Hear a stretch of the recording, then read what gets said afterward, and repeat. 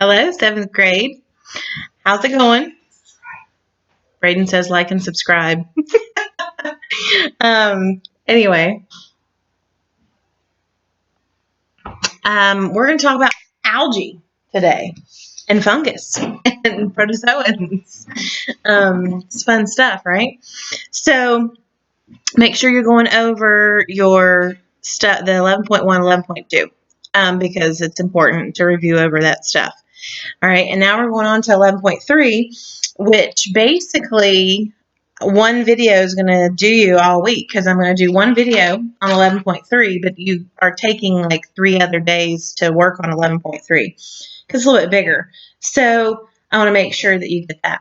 I posted the notes for algae on Microsoft Teams. If you have not gotten on Microsoft Teams yet, you definitely need to do that. You're going to be behind if you don't get that processing and all that. It's really easy, actually. I can do it, and so it's really easy.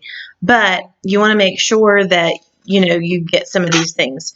The algae, you can print it off or you can copy it down, and your parents may want you to copy it down. Sometimes that makes it a little bit better for you to get it in your brain. And so anyway, either way, algae is, there's notes on Microsoft Teams is what I was saying. So algae is the smallest of all the green plants. It actually has chlorophyll in it and can produce photosynthesis. So it is the smallest of all the green chlorophyll-containing organisms, and it even has plankton in it, which is really, plankton's considered an algae in there, and it's really important because of what that provides for the world's fish. So I'm just going to basically tell you about the different kinds. And the cool thing is they're all named after colors. And so green algae, guess what? Mostly green. It's the largest group of algae altogether, and it moves by means of flagella.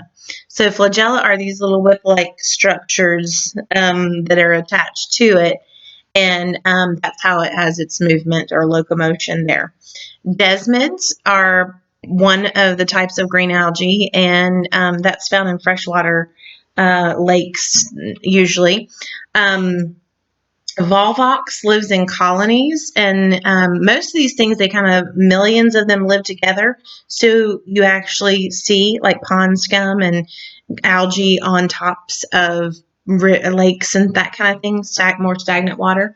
So normally one of them is microscopic, but when you put millions of them together, they kind of form this scummy, greeny looking stuff. And so algae, of course, like I said, makes up the largest portion of the plankton, and that's stuff that lives on the surface of the water and provides food for the larger organisms. Sorry, I'm book too. They make their own food. I said that. Oh, Volvox, they live in colonies. That's just a type of green algae you're going to read about. Spirogyra, those are filamentous or hair-like. It means mermaid's hair or something like that. That's why they call it Spirogyra. All right, then you have yellow algae. They live in colonies. A yellow tint to them. The most numerous of all the algae are the yellow algae diatoms.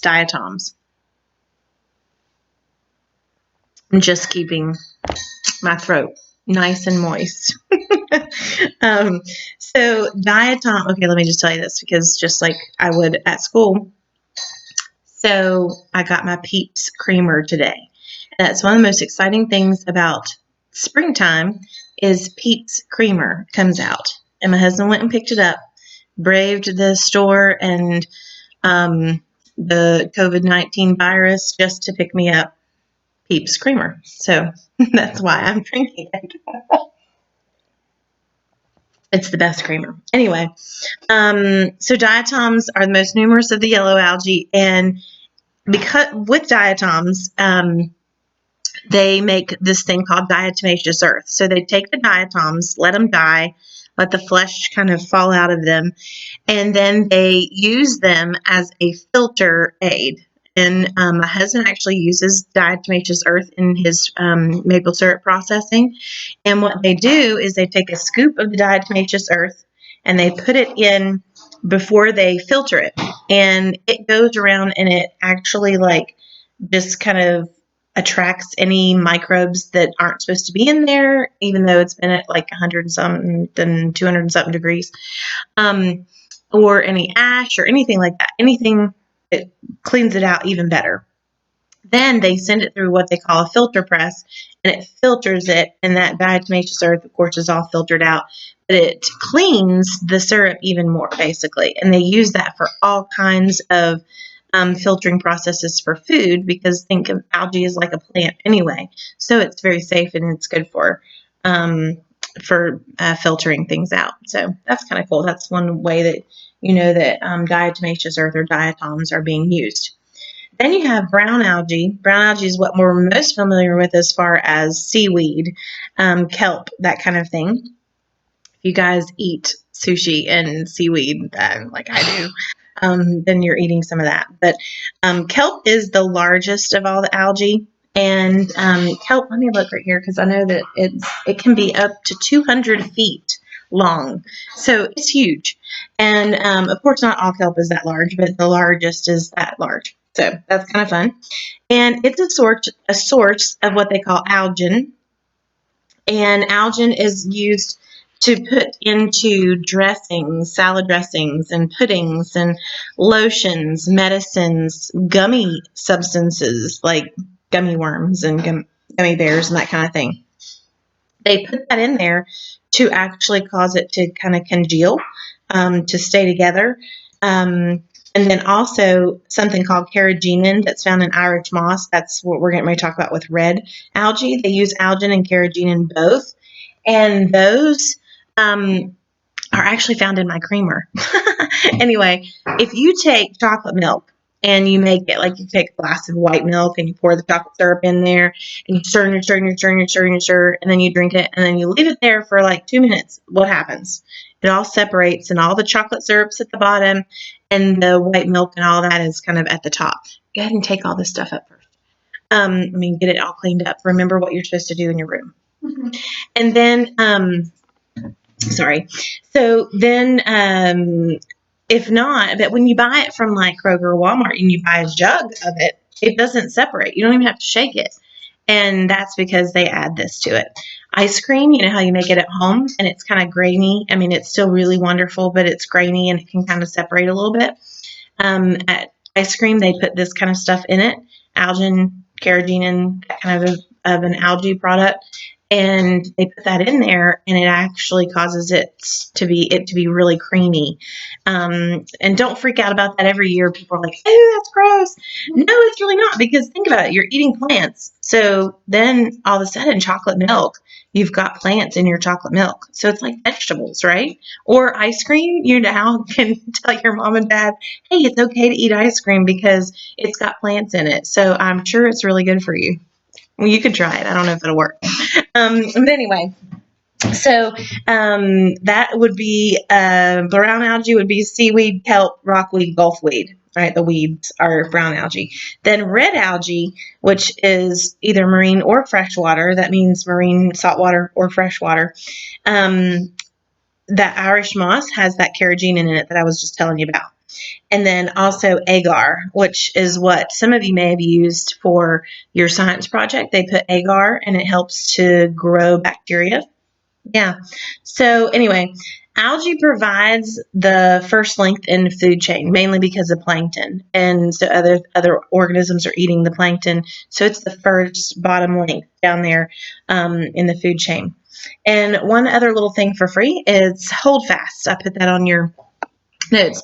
Holdfasts are basically like their little roots, and that's what causes them to like anchor to the ocean floor, to wherever. It's what holds them together when they're in the colonies, and those are called holdfasts, like little anchors there. Moving on to fungus, all right, which is the next day, but I'm going to keep on going. You also have fungus notes. This kind of helps you to be able to figure out what's going on, to be able to look at these notes and let's See if I can find mine. All right, and so we're going to look at fungus. The study of fungus is mycology. All right, fungus, fungi, fungi, fungi. Either one is actually correct. And so mycology is the study of fungus. All right, so there you go for that. If you look on page 416, you see the picture of this little mushroom right here. And this mushroom at the top, it's called the fruiting body. And underneath, it has these little gills. And if you actually look at a mushroom, you can kind of see it's got the like little gill look to it there. And then you can kind of see this stalk. And then at the bottom, it has what they call hyphae. It's kind of like what we would consider roots, but it's what holds it into the ground. There, it also helps it to kind of just stay down there and stay in the soil there. So this whole thing right here is called the fruiting body, like what's above the ground, and then this one's called the cap, which is kind of easy there for you to understand. So that's the basic structure of these types of fungus. These types of fungi. They're called club fungi. All right, so that would be mushrooms. You know that mushrooms are like my favorite thing to eat. One of them, that and crustaceans. So mushrooms and crab, those my favorite. But anyways, those club fungi. But don't eat all the mushrooms because a lot of mushrooms, toadstools, would be considered poisonous. So only eat mushrooms that you know are okay to eat. Then you have bracket fungi, and that's this kind right here that you see in the book. It's basically like a little shelf, and it attaches itself to logs, to trees, other kinds of things like that. So that is bracket fungus. And smuts. All right, smuts are parasitic fungi. I can't say that word. And smuts are actually found on plants, and they rob the plant of the nutrient.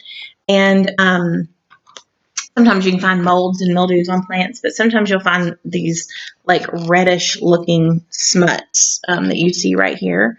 And sometimes you can see the wheat smut. It is gross. That thing, can you see that?